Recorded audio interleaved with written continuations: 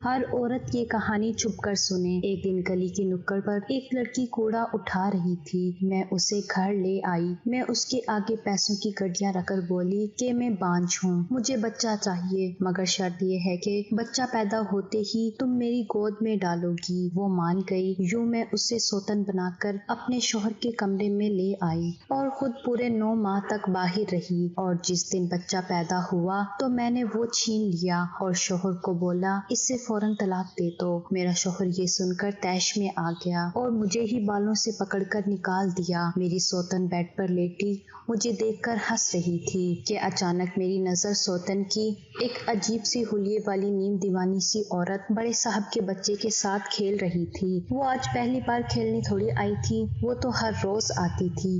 بچہ بھی اس سے مانوس ہو گیا تھا، مگر چوکیدار کی بدقسمتی تھی، آج بڑے صاحب وقت سے پہلے ہی کام سے لوٹ آئے تھے۔ ان کی گاڑی کا ہارن سن کر وہ گھبرا تو گیا تھا، مگر اس نے ہمت جمع کر کے گیٹ کھول دیا۔ وہی ہوا جس کا ڈر تھا۔ وہ نیم دیوانی سی عورت کو اپنے اکلوتے بچے کے ساتھ بیٹھے دیکھ کر گھبرا گئے تھے۔ وہ کہیں حمزہ کو نقصان ہی نہ پہنچاتے۔ وہ چوکیدار پر چیخے تھے، اس کو چوکیداری کی نوکری سے نکالنے کی بھی دھمکی دے رہے تھے۔ اس بیچارے نے اپنا مدعا بیان کیا تھا، بڑے صاحب اس عورت کی کوئی اولاد نہیں ہے، یہ حمزہ صاحب کے ساتھ کھیلنے آتی تھی۔ میں نے پہلے بھی منع نہیں کیا کیونکہ یہ ہمارے چھوٹے صاحب سے کافی مانوس ہے، اس لیے میں نے سوچا اللہ والی ہے، دعا ہی دے گی۔ وہ اس پر برس پڑے اور منع کر دیا کہ آئندہ کسی کو گھر کی دہلیز پار نہ کرنے دے۔ تب چوکیدار کو وہ یاد آئی جس نے اس دہلیز کو پار کر کے بہت کچھ دیا تھا، مگر اس بڑی حویلی والوں نے اسے کیا دیا تھا؟ ذلت۔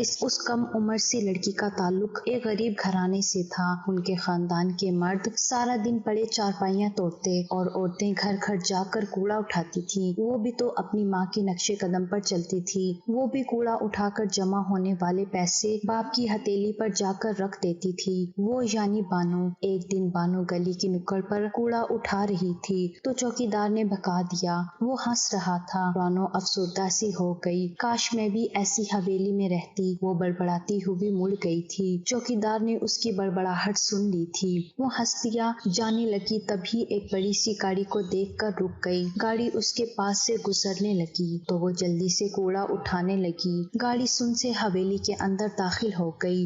جب اس کو کسی کے بھاگتے قدموں کی آواز سنائی دی، اس نے مڑ کر دیکھا تو چوکیدار اسی کی جانب بڑھ رہا تھا۔ ارے نیک بخت، تجھے بڑی حویلی سے بلاوا آیا ہے۔ بانو تو خوشی سے جھوم رہی تھی۔ وہ چوکیدار کے ساتھ چلتی حویلی میں داخل ہو گئی۔ واہ کیا حویلی تھی! بانو تو ٹکر ٹکر اس حویلی کو ہی تکی رہی تھی۔ وہ مجھے دیکھ کر دنگ سی رہ گئی۔ کیا عورتیں ایسی بھی ہوتی ہیں، اپنے رکھ رکھاؤ اور حسن یافتہ؟ اس کے سامنے اس کی فرخت بوڑھی بوسیدہ ماں کا سراپا گھوم گیا ہوگا۔ میری تمام تر توجہ بانو پر تھی۔ تم بہت خوبصورت اور نازک سی ہو۔ میری بات سن کر بانو تو کھلکھلا اٹھے گی۔ میں اس کم عمر سی لڑکی میں بڑی دلچسپی لے رہی تھی۔ وہ بھی میری نظروں سے گھبرا رہی تھی۔ میں نے پوچھا، بانو تم کہو کیسی گزر رہی ہے؟ وہ ہنسی اور بولی، مزے تو آپ حویلی والوں کے ہیں، جبکہ ہماری زندگی تو رو دھو کر گھس گھس کر چلتی ہے اور پھر ختم ہو جاتی ہے۔ مجھے اس چھوٹی سی عمر کی لڑکی سے اس قدر سنجیدہ بات کی توقع نہیں تھی۔ سچ ہی کہتے ہیں لوگ کہ زندگی سب سے بڑی استاد ہے، تو زندگی نے بانو کو بھی خوب سبق ازبر کروا رکھے تھے۔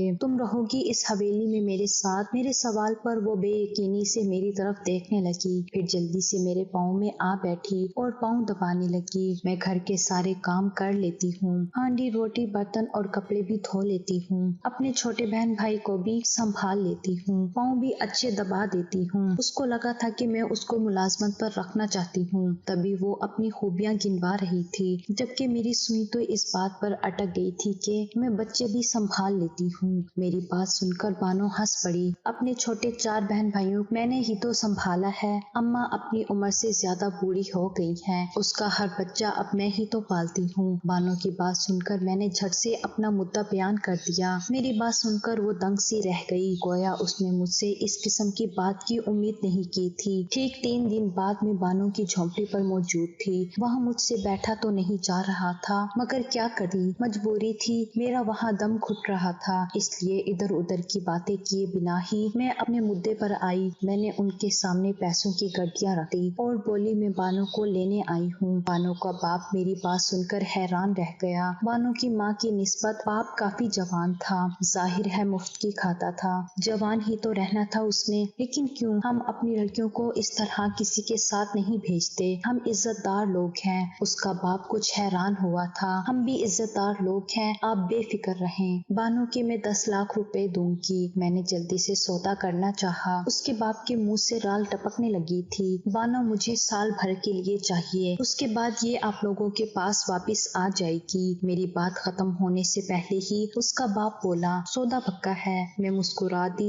बानो की माँ दुहाइयां देती रह गई, जबकि बानो एक कोने में चुपचाप सी खड़ी थी, परेशान सी हो गई। मैंने अपने शौहर को बताया कि मैं एक लड़की खरीद लाई हूँ। वो मेरी बात सुनकर पहले तो हैरान हुए, फिर तैश में आकर मुझ पर चीखने लगे। बताओ मैंने तुम्हें किस चीज की कमी दी है आज तक? मैंने कभी तुम्हें उफ भी कहा है, मगर तुमने मेरा सर शर्म से झुका दिया है। मैं भी रो पड़ी थी। मुझे बच्चा चाहिए, वो सिर्फ बानो ही दे सकती है। वो गुस्से से मेज पर लात मारकर चले गए। बानो को मैंने शानदार सा कमरा दिया था। उसकी आंखें फटी की फटी रह गई थी। मैं जब उसके कमरे में गई तो बेड पर नीम दराज टीवी देख रही थी। वो मेरी हिदायत के मुताबिक नहा धोकर नया लिबास पहने हुए थी। पहले उसका हुस्न देखकर खुद को दाद दी। वाह शबनम, तुमने कीचड़ से क्या हीरा चुना है। मुझे देखकर वो चौंक सी गई थी। ये पलंग इतना नरम है कि मेरा जिस्म इसमें धंसता जा रहा है।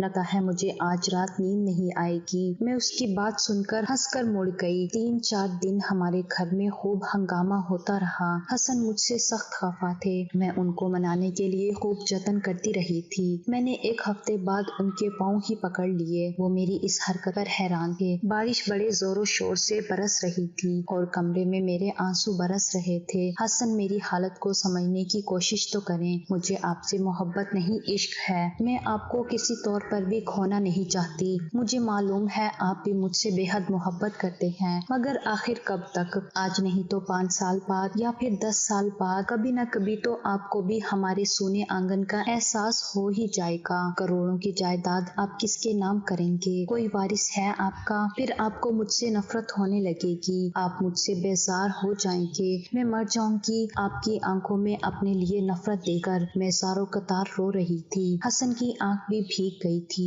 शबनम, ऐसा कभी भी नहीं होगा। बच्चा ना होना अल्लाह की रजा है। फिर मैं तुम्हें कैसे कसूरवार ठहराऊंगा? आपको ना सही, लेकिन मुझे बच्चे की शदीद ख्वाहिश है। मेरी सोनी गोद तरसती है। बस फिर वो साल भर ही तो यहाँ रहेगी। बच्चा हमें देखकर वो चली जाएगी। हम यही समझेंगे कि उस बच्चे को मैंने जना है। मेरे रोने धोने से तंग आकर मेरे शौहर ने मेरी बात मानने की हामी भर ली। वो मुझे समझा बुझाकर अब सो चुके थे, मगर मैं सो न सकी। हसन के चेहरे को देखकर खामोश आंसू बहाती रही। आज आखिरी रात थी हसन की मेरे कमरे में। मैं चाहती थी कि ये रात कभी खत्म ना हो, मगर मेरे चाहने से क्या होना था। रात खत्म हो गई, दिन भी ढल गया। मैं मरे मरे वजूद के साथ बानो को तैयार करने लगी। वाह, उस पर क्या रूप आया था। ऐसे लगता था जैसे आसमान से कोई परी ही उतर आई हो। मेरा जी चाहा मैं बानो का रूप बिगाड़ दूं, मगर मैं ऐसा ना कर सकी। उसके पीछे भी मेरी चाल ही थी। अगर हसन खुद से कोई लड़की ढूंढता तो यकीनन मुझे छोड़ देता। अब उस लड़की को 1 साल के लिए बर्दाश्त करके मैं अपनी जिंदगी से खौफ खत्म कर देना चाहती थी। हसन का निकाह हो गया। वो मुस्तरिब से थे और मैं शदीद दुखी। और रात मैंने कांटों पर लौट कर गुजारी थी। मैं सारी रात रोती रही थी। सुबह मैंने बानो का शर्माया सा रूप देखा तो मेरा दिल किया मैं इस लड़की को मार दूं। मेरे अंदर घुटन सी थी। हसन भी काफी खुशगवार सा था। जाहिर है एक कम उम्र कंवारी लड़की जो मिल गई थी। वो मेरे पास आकर बोले, देखो तुम्हारी खातिर ये कड़वा घूंट भी भर लिया मैंने। हाँ, जैसे मैं जानती नहीं। मुझे हसन पर भी शदीद गुस्सा आने लगा था। आखिर उन्होंने मेरी बात क्यों मान ली? वो इनकार करते रहते तो मैं भी थक जाती ना। हसन ऑफिस चले गए। मैंने बानो से सारी रात की तफसील मांगी थी। वो जैसे जैसे बताती रही मेरा जिस्म जलता रहा। मेरा दिमाग फटने के करीब था। मैंने उसे साफ साफ कह दिया कि वो दिन के वक्त मुझे हसन के नजदीक नजर ना आए। मैं बानो से अपने पैर दबाती, अपने कपड़े धुलवाती, अपना कमरा साफ करवाती, ताकि उसे याद रहे कि वो मेरी मुलाजमा है, इस घर की मालकिन बनने की कोशिश ना करे। यूं ही 2 हफ्तों का वक्त गुजर गया था। हसन रात के खाने पर बानो को भी साथ डाइनिंग टेबल पर ले आए थे। मैंने एतराज किया तो वो बोले, बानो बानो भी मेरी बीवी है, जैसे तुम मेरी बीवी हो। तुम दोनों को मैं बराबर ही रखूंगा। हसन की बात सुनकर मैं अपने आपे में ही ना रही। मैं चीखने लगी थी, बानो, कूड़ा उठाने वाली को तुम मेरे बराबर दर्जा दोगे? तुम पागल तो नहीं हो गए? मैं डाइनिंग टेबल से बर्तन उठा उठा कर पटकती रही थी। मैं अपने कमरे में आकर रोती रही और सोचती रही कि अब जब हसन मुझे मनाने आएंगे तो उनसे ये शिवा करूंगी, उनको ये बात कहूंगी। मगर वो नहीं आए। 3 दिन गुजर गए मगर उन्होंने मुझे मनाना गवारा तक नहीं किया। सारा सारा दिन मैं कमरे में पड़ी रोती रहती। बाहर से बानो की चहचहाती आवाजें सुनकर मेरा कलेजा छलनी होता रहा था। यूं ही एक हफ्ता गुजर गया और मेरे महबूब, मेरे हसन ने पलट के मेरा हाल तक ना पूछा।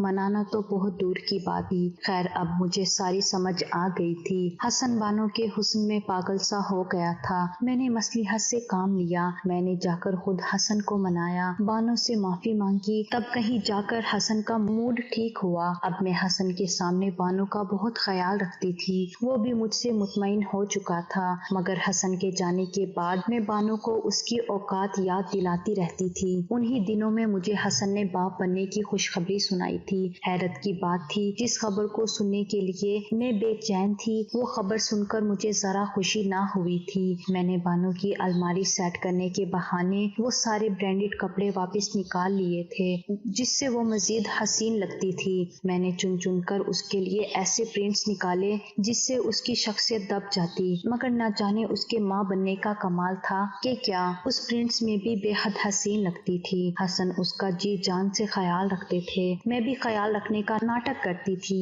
यूं ही वक्त गुजरता रहा और एक रोशन सी सुबह हमारे घर नन्हे हसन ने आंख खोली थी। बानो माँ बन गई थी। बानो ने वो बच्चा लाकर मेरी गोद में डाल दिया और मुस्कुराकर बोली, ये रही आपकी अमानत। नन्हे वजूद को मैंने जैसे ही अपनी बाहों में समेटा, मैं कामिल सी हो गई थी। उसके वजूद को खुद से भींचे ज़ारो कतार रो रही थी। हसन ने मेरे शाने पर प्यार से हाथ रखकर मुझे दिलासा दिया था।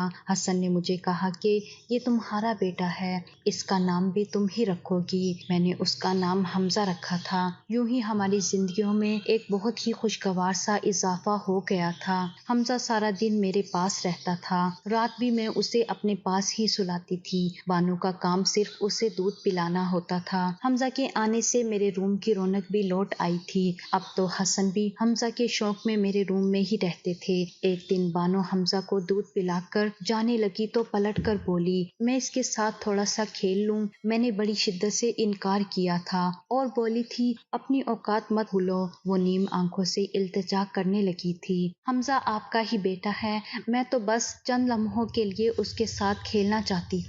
मगर मैंने उसे बेइज्जत करके कमरे से निकाल दिया था। जाते हुए बानो की आंखों में कुछ ऐसा था जिसे देखकर मैं घबरा सी गई थी। काश मैं ऐसा ना करती। मैंने उस दिन बानो को जो बेइज्जत किया था, मुझे उसकी सजा मिलने लगी थी। हसन ऑफिस से आते तो हमजा को उठा के बानो के रूम में चल देते। 2-3 दिन तो मैं चुप रही, लेकिन जब मैंने एहतजाज किया, हमजा को बानो के पास मत लेकर जाया करो, वो उससे मानूस हो जाएगा, तो बानो के जाने के बाद हमें बहुत मुश्किल होगी। हसन ने मुझे दुरुस्ती से चुप करवा दिया था। बानो कहीं नहीं जाएगी, वो मेरी बीवी है और मेरी इज्जत भी। वो इसी घर में रहेगी। हसन के जाने के बाद मैं सोचती रही थी कि काश मैं बानो के साथ ऐसा सलूक ना करती। अच्छी भली वो मुझसे दब कर रहती थी, मगर अब तो शेरनी हो गई थी और मैं बीमार हिरन जो सारा सारा दिन अपने कमरे में रहकर तन्हाई की अजियत काटती थी। क्या मैंने ऐसा चाहा था? हरगिज नहीं।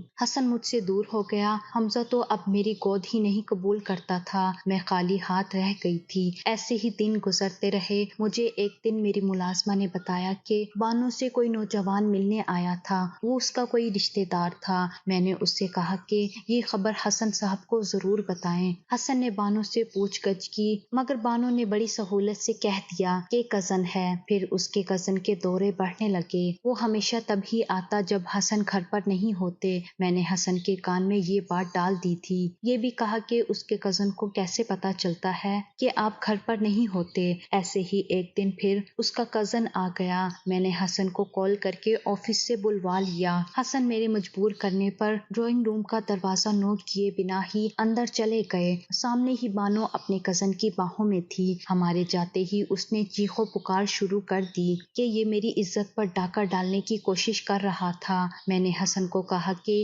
یہ ہمیں دیکھ کر ڈرامہ کر رہی ہے۔ حسن کا چہرہ مارے کے سرخ ہو رہا تھا، اس کی آنکھوں میں خون اترا ہوا تھا۔ حسن نے بانو کے کزن کو پکڑ کر بہت مار کر ادمرا کر دیا۔ میں نے ہی آگے بڑھ کر اس کی جان خلاصی کی۔ جیسے تیسے کر کے وہ اپنی جان بچا کر بھاگا تھا۔ اس کے جانے کے بعد حسن نے بانو کے منہ پر اتنا زوردار تھپڑ مارا کہ وہ صوفے پر گر پڑی۔ پھر وہ بولے، میں نے تمہیں کیچڑ سے اٹھا کر شرافت کی زندگی دی، مگر تم نے تو خود کو پھر سے کیچڑ میں گرا دیا۔ حسن اتنا کہہ کر باہر نکل گئے۔ رہی صحیح کسر میں نے پوری کر دی۔ میں نے بانو سے کہا کہ وہ شام ہونے سے پہلے اس گھر سے دفع ہو جاؤ، نہیں تو پھر حسن خود دھکے دے کر نکالیں گے۔ میں نے بانو کی آنکھوں میں ایک عجیب سا کوئی جذبہ دیکھا تھا۔ مجھے اچانک اس سے بڑا خوف آیا تھا۔ اگلے دن حسن کے آفس جانے کے بعد میں بانو کے کمرے میں گئی۔ وہ حمزہ کو گلے سے لگائے رو رہی تھی۔ میں نے اسے گھر سے نکل جانے کا کہا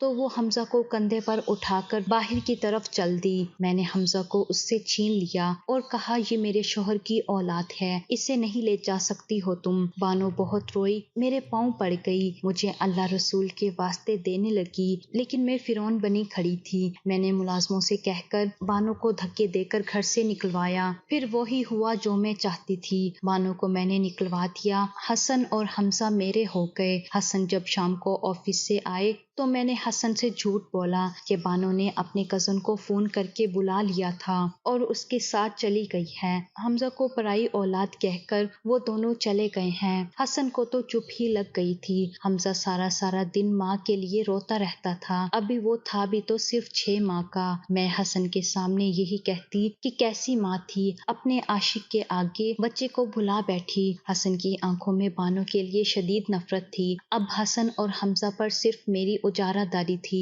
میری چیز مجھے واپس مل گئی تھی۔ 2 ماہ ہو گئے تھے۔ حمزہ اب تک اپنی ماں کے لیے روتا تھا اور حسن بس خاموش ہی تھے۔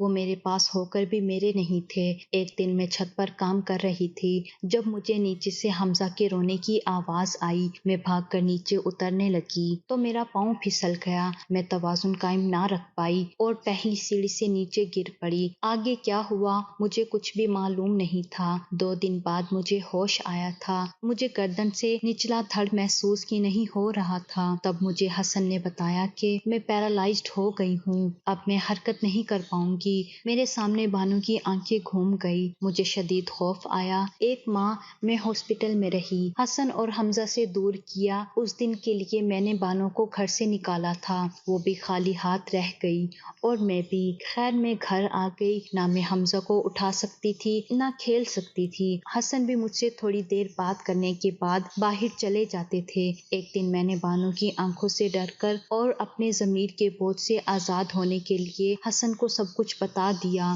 بہت بھیانک سچ یہی تھا کہ بانو بے قصور تھی، وہ حسن سے محبت کرنے لگی تھی۔ وہ جانتی بھی تھی کہ حسن صرف میرا ہے، اس نے گناہ کیا تو میں نے سزا دی۔ میں نے اس کے کسی لالچی کزن کو بھاری معاوضہ دیا اور کام سمجھا دیا۔ حسن کی غیر موجودگی کا میں اسے بتا دیتی تھی۔ پھر ایک دن یوں ہی میں نے اسے دست درازی کا کہا۔ آدھا کام بانو کے کزن نے کیا تھا اور آدھا میں نے کر دیا تھا۔ بات ختم کر کے میں پھوٹ پھوٹ کر روئی تھی۔ حسن کی نظروں میں میرے لیے نفرت ہی نفرت تھی۔ حسن بولا، تمہارے کیے کی میں تمہیں کیا سزا دوں شبنم بیگم، کہ تم تو خود ایک سزا ہو۔ اس دن کے بعد میں نے حسن کی آنکھوں میں اپنے لیے شدید نفرت دیکھی تھی۔ میں رو رو کر معافی بھی مانگتی تھی اور یہ بھی کہتی تھی کہ کہیں سے بانو کو لا دو، میں اس سے معافی مانگ لوں گی تو میرا رب بھی مجھے معاف کر دے گا۔ یوں ہی 2 سال گزر گئے۔ بانو کا کچھ پتہ نہ چلا، وہ واپس اپنی جھونپڑی بھی نہیں گئی تھی۔ پتہ نہیں زندہ بھی تھی